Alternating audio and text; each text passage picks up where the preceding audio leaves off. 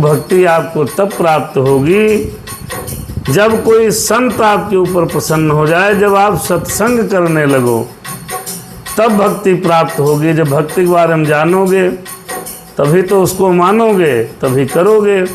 भक्ति को मानो जानोगे कैसे? अब ऐसे तो कोई जन्म लिया, क्या पता उसको भक्ति क्या होता है। भक्ति को तब मानोगे जब आपके जीवन में किसी संत का पदार्पण होगा, सत्संगत का पदार्पण होगा, सत्संग का पदार्पण होगा, तब आप भक्ति को समझ पाओगे। और जैसे ही भक्ति मिलेगी तो ज्ञान और विज्ञान उसके अधीन है, वो अपने आप ज्ञान आपका दिव्य हो जाएगा। और जब ज्ञान विज्ञान दिव्य हो जाएगा, भक्ति आपके साथ में होगी, तो परमात्मा आपको जल्दी मिलेंगे। भगवान कहते हैं मैं भक्ति करने से प्रसन्न हो जाता हूँ। तो राम जी बोले चित्रकूट में, राम जी बोले चित्रकूट में, राम जी कहते चित्रकूट में। क्या कह रहे हैं भैया? अरे भगत के साधन काहूँ बखानी, सुगम पंथ मोहि पावहि प्राणी। राम जी कह रहे हैं, आइए और भक्ति के और उपाय बताते हैं। अरे भगत के साधन काहूँ बखानी, मैं अब भक्ति के साधनों को विस्तार पूर्वक बता रहा हूँ। पहला रास्ता तो संतों का संग है, सत्संग है।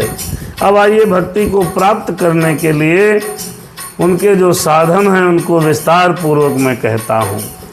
और यही सुगम मार्ग है। इसी मार्ग से जीव मुझको सहज ही प्राप्त कर लेगा, ये राम जी ने कहा। भगत के साधन काहूँ बखानी, सुगम पंथ मोहि पावहि प्राणी।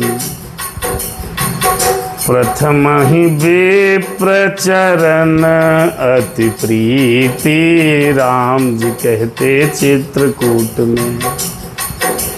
लखन जी सुनते चित्रकूट मेरे राम जी कहते। क्या कह रहे हैं भैया? प्रथम ही विप्रचरण अति प्रीति, प्रथम ही विप्रचरण अति प्रीति। और